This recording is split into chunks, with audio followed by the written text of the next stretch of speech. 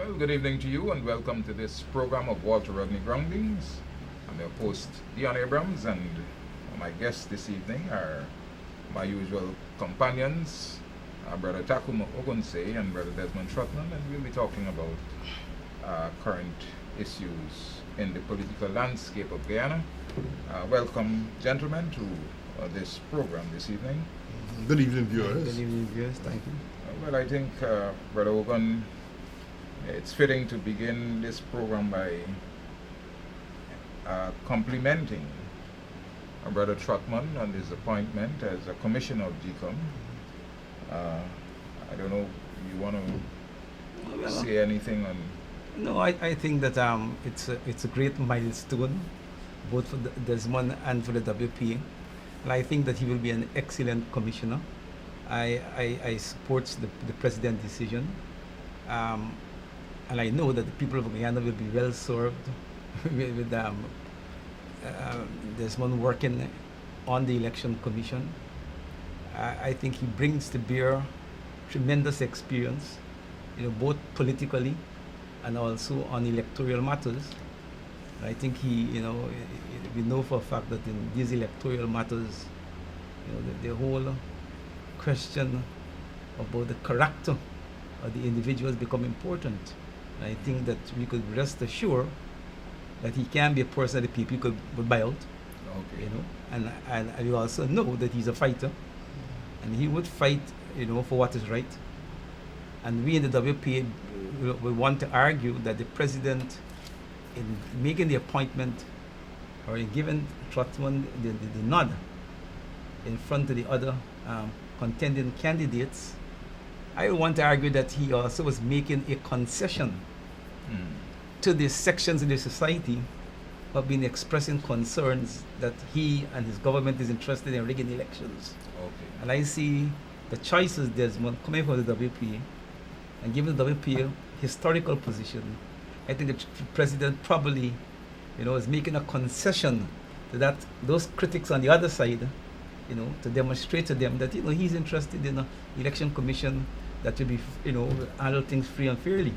Okay. And I will want to add that we are the APMU believe that we could win the elections. We're not worried about, we're not concerned about rigging the elections. We don't win them, So I think that the appointment was a significant appointment, and I have no fear that he's going to do an excellent job. Okay, I myself want to express my congratulations to Brother Trotman. I know that he has significant experience as a trade unionist, and his political work is also to be complimented. But you're in the limelight pretty often these days, Brother Trotman. You got a national award. Now you're appointed as a commissioner of the Guyana Elections Commission. I did see one comment on the Facebook decrying the fact that, and again, they were saying that a young person was bypassed, and I suspect that they were referring to the candidate for the Alliance for Change. Now,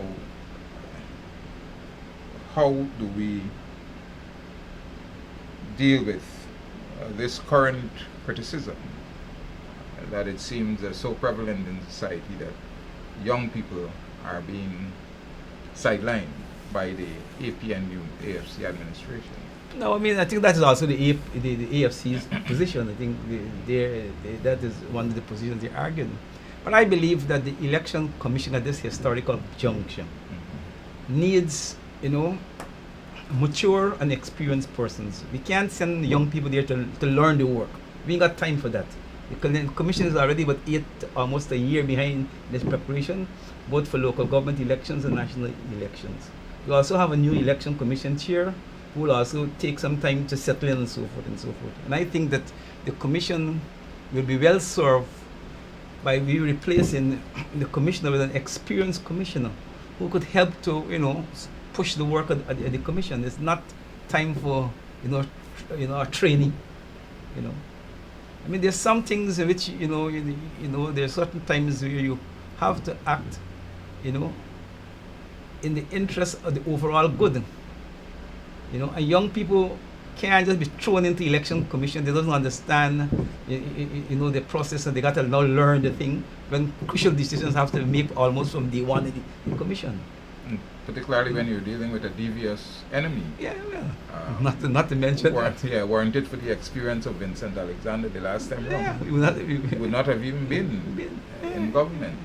But Brother Trotman, your experience at the commission, I mean, I am aware that you have been, well, you want to tell us about your work as a political activist at the commission over the years.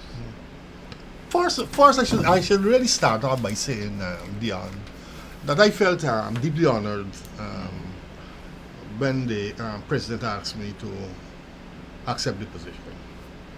And I felt even more committed to accepting the position based on the fact that he made it very clear that he is not interested in the rigging of any elections, that he is committed to ensuring that there are free and fair elections in Guyana, and that he will hope that the commission will work towards that objective. That objective is also the position of the Working People's Alliance, and so that when it is that I was offered the position, I readily accepted it simply because I knew that we were committed to the same ideals that the president said that he was committed to in terms of the kind of elections that are to be held. But as I tried to explain to the media house representatives yesterday, that for nearly 3 decades that I've been involved in the whole electoral process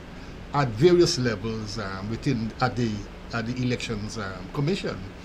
I was scrutineer, chief scrutineer, counting agent, deputy election agent. I represented the Working People's Alliance at the several fora that the GCOM held in terms of notifying persons, bringing political parties up to speed with the elections process.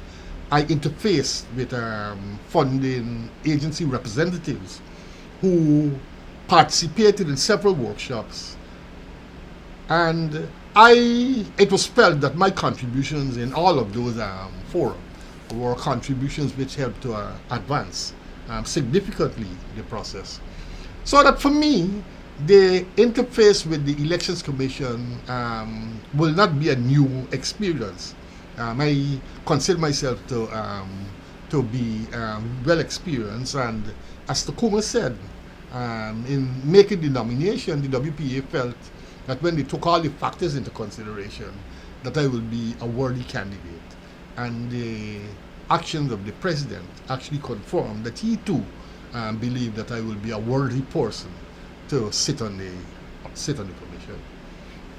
Okay, but now that you're on the commission and the whole talk of rigged elections seem to be one that is being touted by the PPP every day and every other day. You're a commentator, you're a political person. How does being a commissioner affect your political activism and your whole role as a political commentator? Well, as in so far as the as my role as a political commentator is concerned, maybe in relation to election matters, simply because I'm bound by the fact that I really should adhere to discussions and decisions within the Elections Commission. Perhaps I may not be as have the same kind of freedom to speak to those issues on these programs. But certainly, I'm not going to allow my rights to as a independent commentator on negative issues, political or otherwise, to be abridged, and so that I will retain for myself the right to speak on matters. But once it is that I speak in a way that don't affect the work of the commission, I think that is the way in which I will want to go. Do you see any complexity, Brother Wogan? Well, I think it's a new experience, and I think he has to find the right balance. And these are things, you have to work it through, But I don't think that being on the elections commission takes away, all your rights as a political activist. Because he's appointed as a political. You see, so I don't think, but you have to understand your responsibility operating from an independent commission, and you have to work out the parameters, and you have to know where to draw the line. Yeah.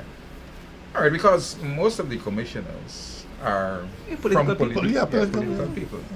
All right, but they have to be able to know where the limits are in terms of GCOM matters and matters of public interest. And I don't think that should be difficult for Brother Trotman from his experience and understanding of politics in general in Guyana. So congratulations once again, and I am happy that you have, at least the WPA now has a voice. I know that the AFC has been expressing regret, but I think the AFC in this administration has been well endowed, and the WPA would have been getting the short end of the stick. So, Brother Trotman, your appointment is at least recognition, and that some kind of recognition should be given to the role of the WPA in the coalition at this point. I want to say that in these political matters, you win some, you lose some. Yes, And the AFC got to take it in strides. You can't get everything. But I want to say, Dion, before we move on, that I'm grateful to the compliments expressed by Takuma and yourself in relation to my own participation over time on the political stream, and the fact that as a result of maintaining a certain kind of attitude, that it was not a very difficult task to arrive at my suitability for the position. Again, I felt honored when it is that I was asked by President Granger to consider taking the position, and I had no qualms in saying that I agree to be nominated and to agree to be appointed. And using my own experience as a WPA person, I believe that the schooling which it is we received as WPA persons, the fact that we have always been encouraged to serve in the interest of the people rather than in the interest of a political party, is the kind of attitude that I will carry to the discussions of the Elections Commission. I would adhere to the law,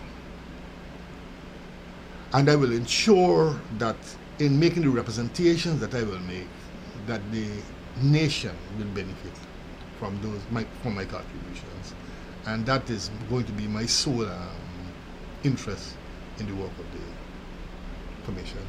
Certainly. Thanks for that clarification and that expression of your view of your role on the commission.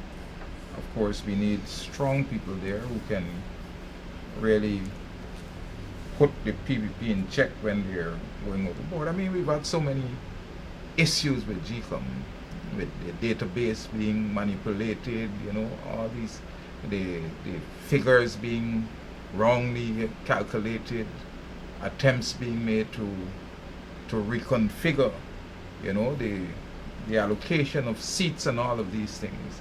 That you need people who are there who can understand what is happening and safeguard the people's interests. All right. And like I said, if we didn't have Vincent Alexander the last time, then we would have been out for a third time, being cheated through a rigged process by the PPP and its courts. So I applaud the appointment, and I am sure that your contribution to the nation in that arena will be extremely significant. All right. I was watching the Channel 67 news last night, HGP nightly news, and a pretty disturbing thing caught my attention. A young man, I can't remember his name, but he was lamenting the fact that he went to Brazil, and when he came back, two massive properties, one in Queenstown, I think, and the other one on his bank, that he was dispossessed of those properties through some process. He's claiming that some legal meandering or something took place, but without his knowledge and by some fraudulent means, bailiffs turned up at his place. They levied on his furnishings in the home, first of all, and then they possessed him of the properties. You know, he seems quite at a loss as to what next steps he should take in order to get back his properties. And I'm wondering what is happening in this country if the allegations that the young man is making are true. How can these things be happening at this point of time in our country when we just had a commission that was looking into the dispossession of lands of people of African descent, and here we have a young African guy, and he's being crying foul for properties worth over $150 million. I don't know if any of you saw the news. No, but Dion, even though that I didn't see the news, the situation that you have referenced is not new. It is not new, and it's disturbing that it has been going on with increasing regularity. The allegation has been made, and is being made, that there are certain officers within the deeds registry who are working in collaboration with a number of private citizens who are going around the place identifying properties which they believe are abandoned, even though some of those properties are new properties. And in conjunction with the involvement of some lawyers, some attorneys, a number of documents have been drawn up, giving the impression that these things are legal, and in the process, the transfer of the ownership of properties are taking place in a way which disenfranchises the legal owner. So that matter that you refer to is one which is one of several that have taken place and continue to take place. I remember an issue of a property in the South Rockville area, in which it is an overseas-based Guyanese, was paying her rates and taxes regularly. And she came back, I think it was sometime this year, early this year, only to discover that her property was no longer hers. And I think that she went and she made some reports. And incidentally, the person who claimed that she had bought the property from the legitimate owner turned up at the same place that she was, because I think that she was requested to attend a meeting at a venue. She turned up. The woman, the legitimate owner, is there. The person who claims the property suddenly discovered that she was in the presence of the legitimate owner and ran out of the place in which this confrontation was taking place. So you could see, you could you could understand what I mean, what I mean when I say that this thing is happening with increasing regularity. How is it that properties are being the owners of names of owners of properties are being changed without people knowing, the legitimate owners knowing that something has happened. Yeah, but if you're saying, Brother Trotman, that there are people in the deeds registry who are involved in these matters, somebody in the deeds registry has to sign and make the change. Yeah. You were saying that lawyers are involved. Sorry. These lawyers, their names have to be on the documents, that are prepared. Yeah. You are also suggesting that people in the magistracy or the court, that they are involved, whichever practitioner in the judiciary that is involved, that person's name has to be on those documents. Why is it that if these things are happening, that an investigation is not launched to see how many of these transfers have taken place, and if a pattern is established in relation to a particular individual in the registry or a particular judge or a particular lawyer, and have these people called to books? You see, I can't say with absolute certainty that judges are involved. Okay. I can't say that because this kind of scam will be conducted in such a way as to give the impression that there's legality to every step in the process. While in actual fact, it is easy for you to forge a high official's name. It is easy to do that. So that I don't want to go out on a limb and say that judges are involved. But what I'm saying is that the scam that is being carried out within the registry is one which I agree should be investigated. Too much of those incidents have come to the fore and nothing is being done. In the instance, because I might have known about that incident that you talk about with that youngster who, the black entrepreneur Right. who owns those two properties. I might have known about it. But the thing is that it is said that a lawyer highly placed in the hierarchy of the legal profession is involved in that matter. So I think that there really should be a kind of investigation, and I don't know why, because I do believe that reports will have gone to the police, and the least that the police could do is try to find out what is happening, and see if it is that they can establish that there's a general scam taking place in relation to property. But Takuma may have an opinion on this thing also. Yeah, so basically, I support the comments made by both of you.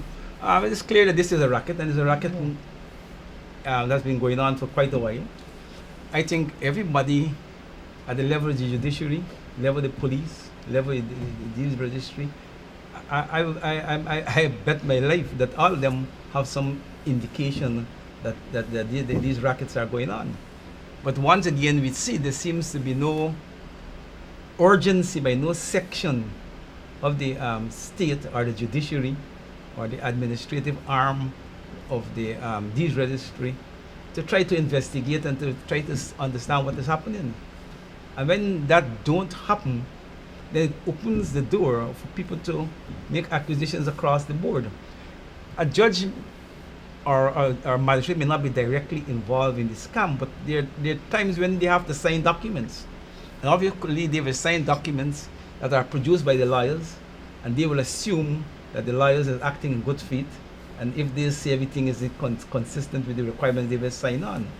But if over time you begin to hear that people are claiming that they've been defrauded of the buildings and the property through a judicial and a legal scheme, then even though you're not directly involved, the fact that the courts have some role to play, judges and magistrates should begin to ask and to put pressure on the system to find out, what is really happening. Because at the end of the day, these are institutions there to protect the interests of the taxpayers and the citizens.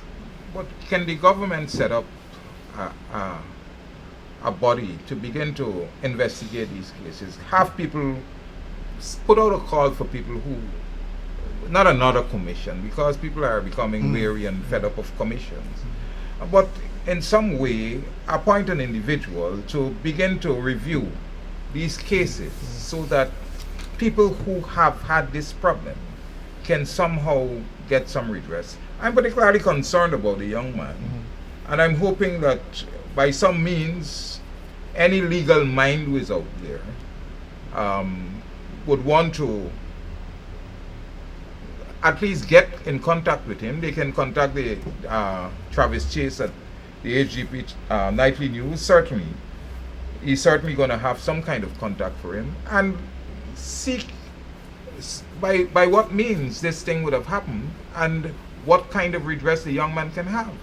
I mean, if you look at those buildings and you look at the young man, you would have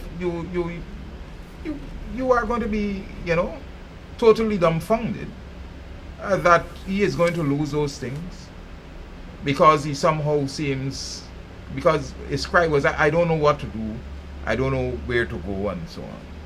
All right? I mean, I'm familiar with the case, but he was advised to have counsel. I know he had counsel, but I don't know whether the counsel eventually ended up telling him at the end of the day nothing can be done.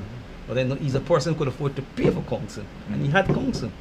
So I'm saying, the situation have reached a point that it need not a normal intervention. It need a more direct intervention at a different level. But because you get the sense that he feels that nothing could be done. He seems to be advised that nothing more could be done judicially.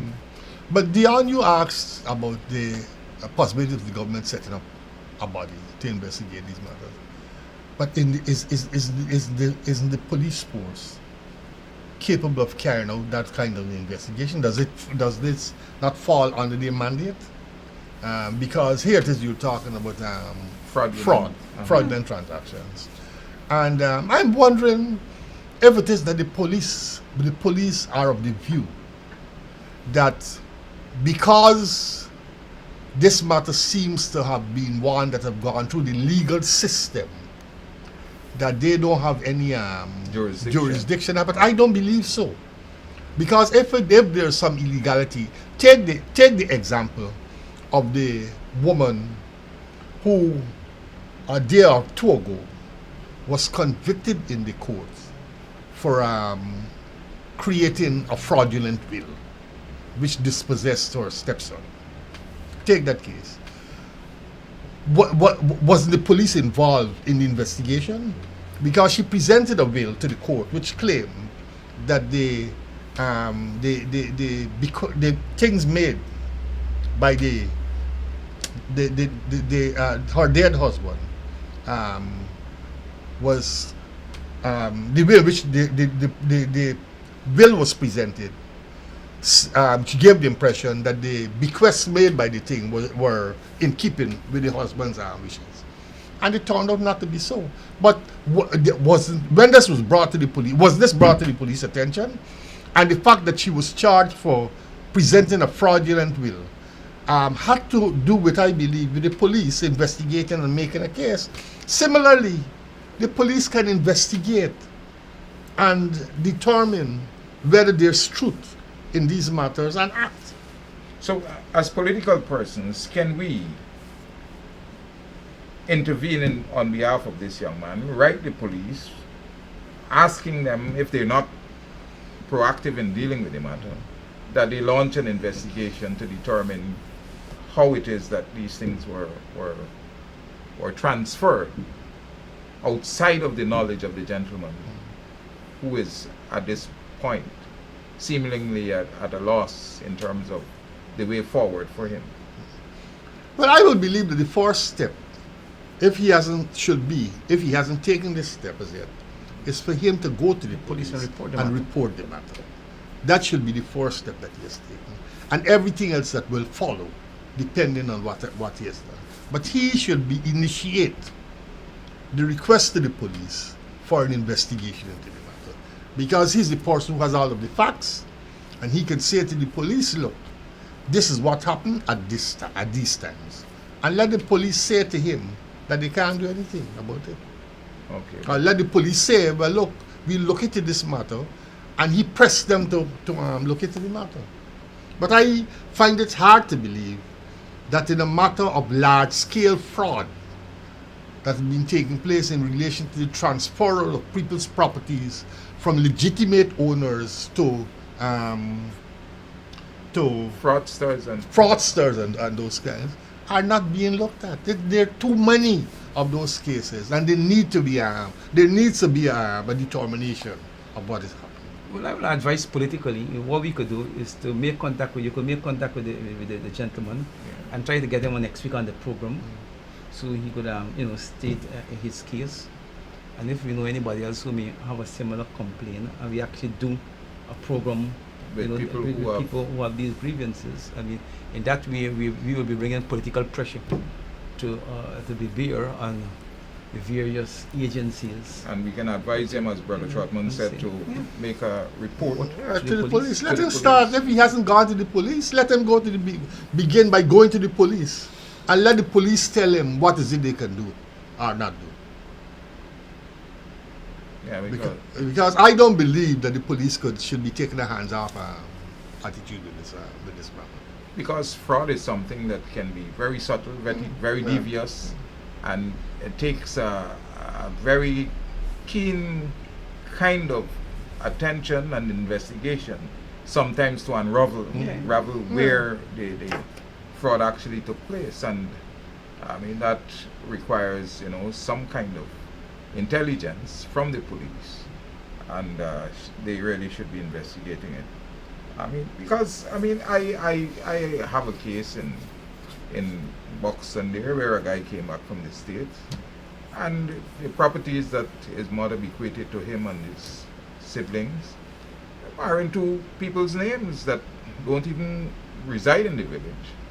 They're from somewhere on the East Bank or something, and you want to know, when you go into the registry, then they're saying it's some kind of mistake, that the people really, they live at Grove, but somehow somebody wrote in their names in the wrong place, and these kinds of things. Yeah, it's a scam. It's a scam, Dion. It's a scam, and people within the registry are participants in the scam. And I believe that something as deep-rooted as this is ought to have attracted the attention of the police a long time ago, and investigations because it's not something that has happened yesterday. It is not something that has happened yesterday. It is something that has been happening for the longest while, and is getting more and more prevalent as the days go by. The case which I referred to about the woman in South, if I'm not mistaken, she ran out of the East La Penitence police station when the confrontation took place. If I'm not mistaken. Okay. It could have been that she ran out from someplace else. But I'm almost sure that I was told that she ran out of the East La Penitence police station when she was confronted by the owner. This is amazing. Anyhow, somehow we'll get in touch with that young man and give him the advice that you have suggested, so that I'm hopeful that he can be in possession of his properties, so that whoever the scammers are, that they are not, but then they should be jailed eventually. But you see, Dion, there's another aspect to this thing, because what they're forcing this young man to do, and what they're forcing other victims to do, is to take the law into their own hands, because these are the kinds of things that lead to violent confrontation between those who are dispossessed and those who initiated the fraud. These are the kinds of things that lead to that violent confrontation. We cannot wait until there's a kind of violent response before we believe that that the time has come for us to make it. But in Georgetown, Trot, these things have been going on for years. I remember on Camp Street, some people who were living in an old property that one day people came and just decided to throw them off the place. When you don't move, then suddenly the building goes up in flames. That's that in the Kwame Street area. Right. Yeah, Camp on Kwame Street area. Right, these things, and then you had the one at King Street is that Rob and King Street. Oh, And then- yes, right. yes, You know, and these things have been happening for a number of years. You know, and it continues to happen. You know, and we really got to somehow begin to deal with that matter, because people are not even being dispossessed, but some of them have lost their lives in the process of people trying to take away from them what is legitimately theirs. The case in point is that woman in that elderly person in Rob Street. Right. Yeah, where the border area, Right. who was killed simply because her property, somebody else, some big businessman, wanted to have the property, and she had refused to sell. I mean, this thing is too. It's happening with too much regularity for it not. For there should have been a particular section within the police force. You know, years ago, the police force had a fraud section. Fraud section. And I remember a person by the name of Vincent Ronaldo, who was heading that section, a senior police officer. And that section impacted very heavily on the crime situation in this country. You know, a lot of persons were put before the court for instances of fraudulent activity. Well, I think they should. The acting commissioner should move very readily to get that re-established and to begin to look at these matters so that people can really begin to get redress for these wrongs that are being committed. So we'll get in touch with that young man and possibly bring him here to talk about what has transpired and try to advise him to go to the police, and hopefully we're hoping that he would have a positive response so that the police can begin to investigate exactly what transpired in relation to those properties and to that young man. All right? And I want to congratulate the Guyana Water Incorporated for the job that they've been doing. I know that for years, many communities were without water. They're extending the services to communities that have not had water. And apart from that, the poor service that people were having is on a rapid, improve. I know for our area, the Buxton area, that there was a meeting with Mr.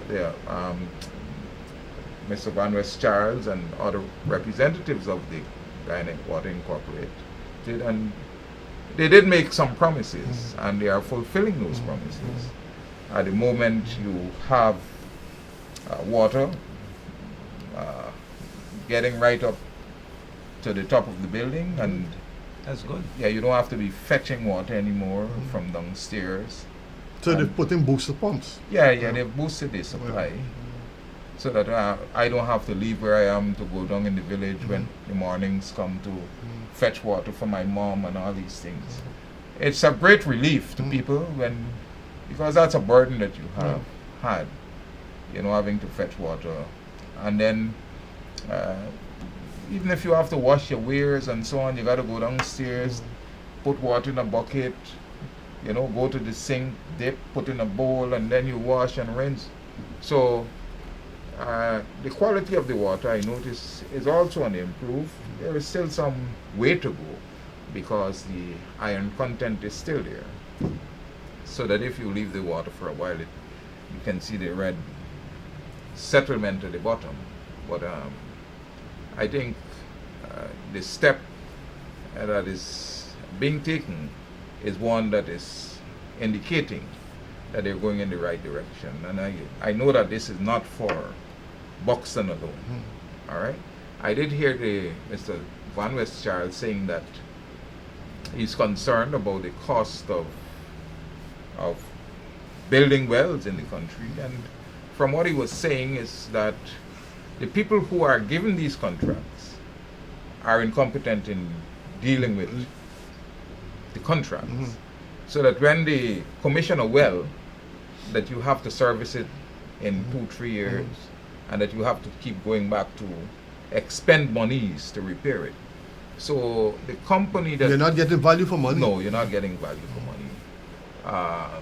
So they have a foreign company. I think it's a Dutch company that has been digging some wells, and they're trying to get as much out of them as possible before they leave, so that the work that they are doing is going to be work that is really what it should be, a job that is worth the money that is paid.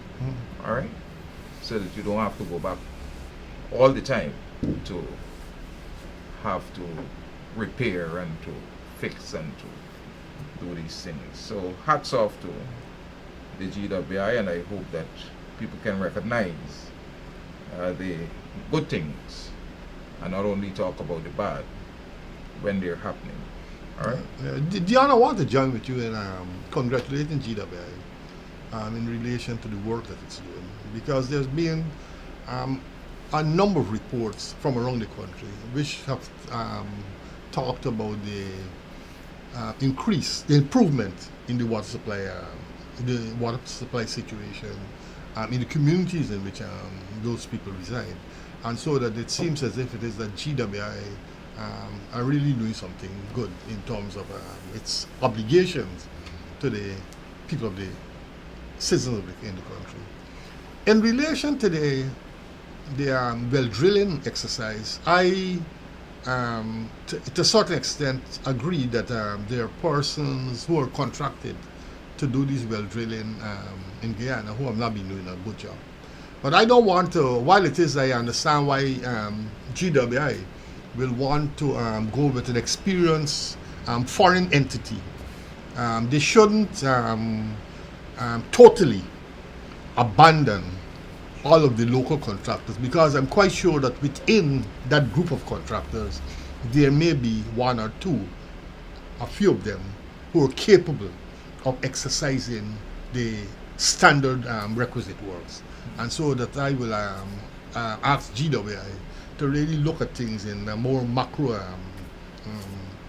thing than just decide that, if it is that they've decided that the only worthy people who can do the well drilling exercise is the Dutch company. And I want to, while it is congratulating GWI, I also want to repeat a request which I made on behalf of the North Rumbell community, North and South Rumbell community, to GWI to look at the possibilities of providing a standby generator for the pump in North Rumbell. Because once the blackout goes, the supply of water is brought to halt until such time as the current resumes. I know that even in making the request, I know that GWI will not be able to handle, are not in a position to handle every request made to them immediately. But I will hope that this situation in North Rumbell, the pump in North, the well in North Rumbell really services a large community, because it's both North Rumbell and South Rumbell benefit from the water supply. And you could well understand what happens, how many persons are displaced when it is that when the current goes. So that there's a real need for that pump, that generator to be installed. And I hope that GWI can find the funds somewhere to make the installation of that generator possible. Well, let's hope that they are able to do that, so that the people can really get some kind of benefit. The garbage situation in the city, Ogun, what's happening with it? Well, I haven't been following the situation, as closely as I ought to follow. But I know that the government has been in discussion with the City Hall and the contractors to find a way out of it, and then the government has indicated a willingness to provide funds. I'm not too sure, where that stands. I'm probably trying to make more information on that. But I think that it is a good initiative. I noticed today Royston King has a long letter answering, well, outlining the problems with the city hall in terms of revenue and in terms of its responsibilities and so forth and so forth. But anything that will avoid a garbage crisis in the city is welcome. I mean, I was up by that Skitty market this morning, and I noticed even though the market is not operational, what used to be the main entrance become now a dumping ground. A whole set of rubbish is in there. Okay. Normally, the rubbish used to be dumped in Shell Road. The council used to got a truck or some bin where people throw garbage. But to my surprise, right in front of Alexander Street there, in front of the main entrance, dumping ground. So anything that will help the city from falling back into a dump crisis, I think is welcome. Okay, Brother Trotman. Yeah, Dion, first I want to say that I want to congratulate the government for moving to provide the funding to bring relief to the contractors who had to withdraw the services. I think I read somewhere in today's newspapers that government has paid off nearly all of the money, all of the outstanding debt to the contractors, and which will allow them to move back into the garbage collection sphere. What has happened recently is even the mayor was moved to berate the person, both the person responsible for the collection of garbage and the town clerk for misleading her, for what she said was misleading her in relation to garbage collection situation, because she said she went around the city and found that the city stinks, that the garbage thing has gotten out of control. Remember, on this program, we had lamented the fact that the well-endowed garbage collectors were forced to withdraw the services, and we said that the contractors who they were employing didn't have capacity to deal with the collection, the garbage collection. We heard a lot of nonsense coming from Walter Narang, who gave the impression that he had this thing under control. But he couldn't have had it under control, because as Tacoma said, when you move around the Georgetown, the thing is, it's very clear that the garbage situation was escalating out of proportion. Look what was happening around by the WP office. A large sum of money was spent to clean up the place because people are dumping garbage. A large sum of money was spent to hire persons to clean up the garbage. And that was done. Shortly after, people began to dump all over again. Additionally, the ready-mix concrete company, who were supplying ready-mix concrete to some building works around the area, the residue from those ready-mix machines are being dumped into the gutter at Naira and New Garden Street.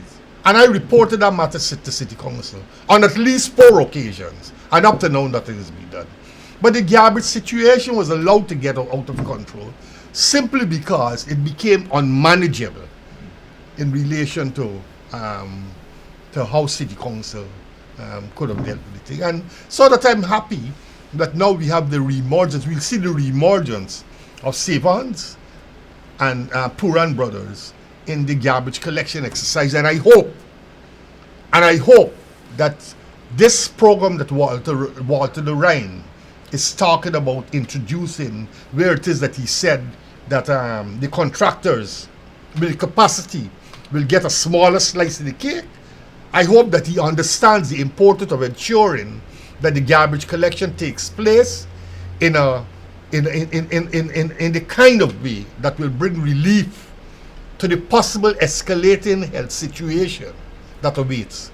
And so that I don't want to hear that he has come up with some program in which he sees, reducing the workload of of the two contractors, and in fact, in doing so, allowing the situation to again escalate out of control. But I have a concern because you're saying that these big companies are getting back into the garbage collection sphere because they would have been paid off monies owed to them by the central government. Yes.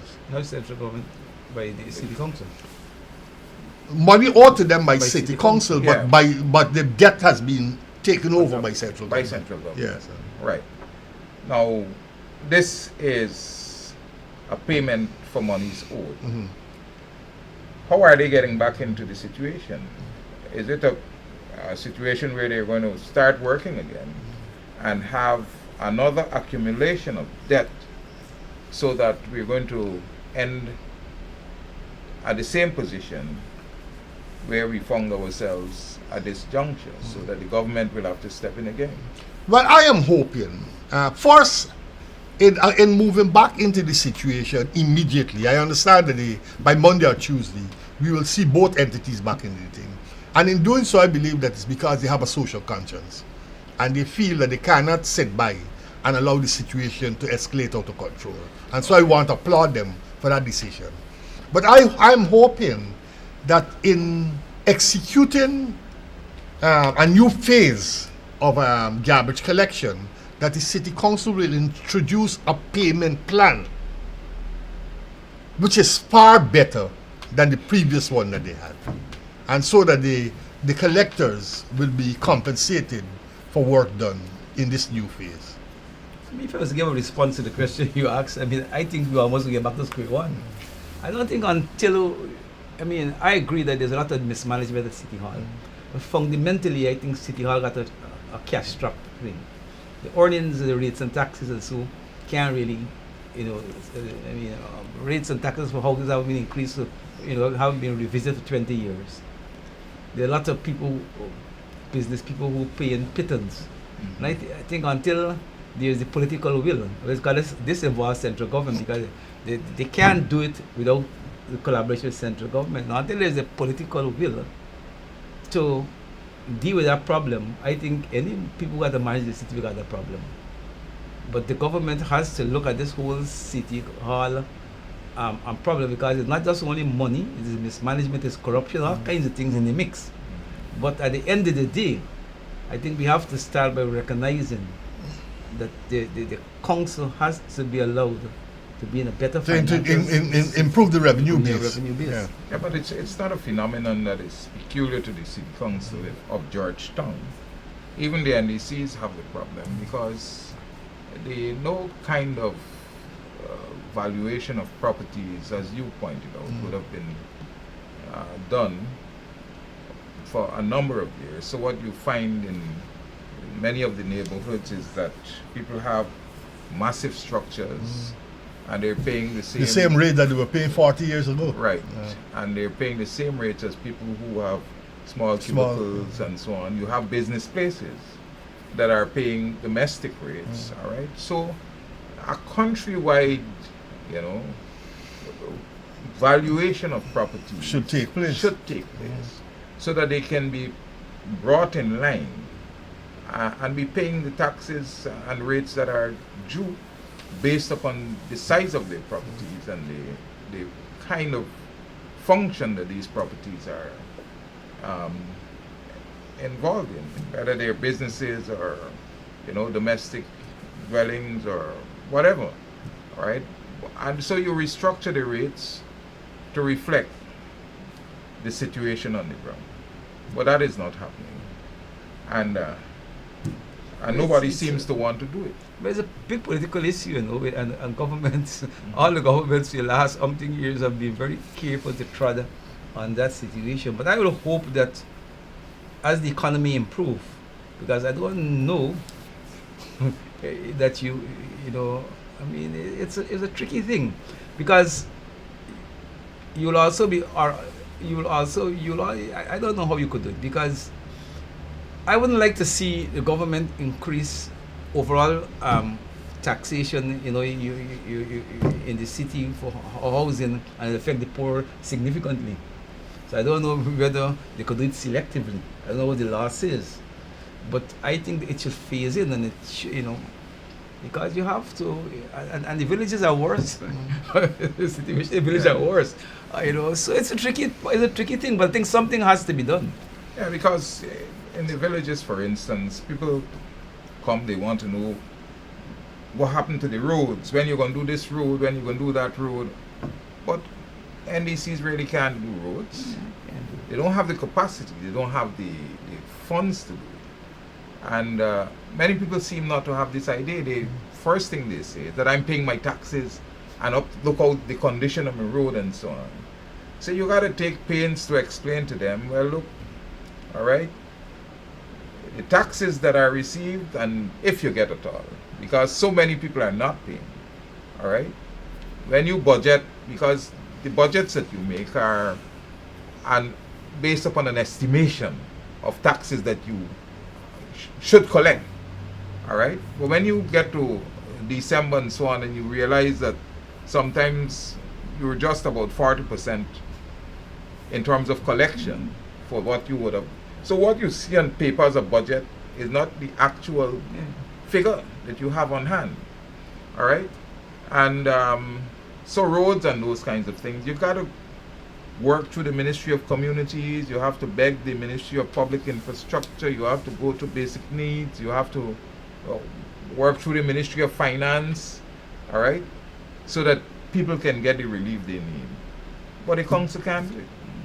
Or you work through the regional democratic council. But you see, there's something that the council could do. Because take Georgetown, for example. If you drive around Georgetown, you'll be amazed at the amount of large buildings that have been put up in this country. And you also got to wonder what's the reason for building some of these structures. Because they're there and they're vacant. But that's another argument. What the city council has to do, it has to develop, because a lot of this information the city council doesn't have. Properties have changed hands, and that they've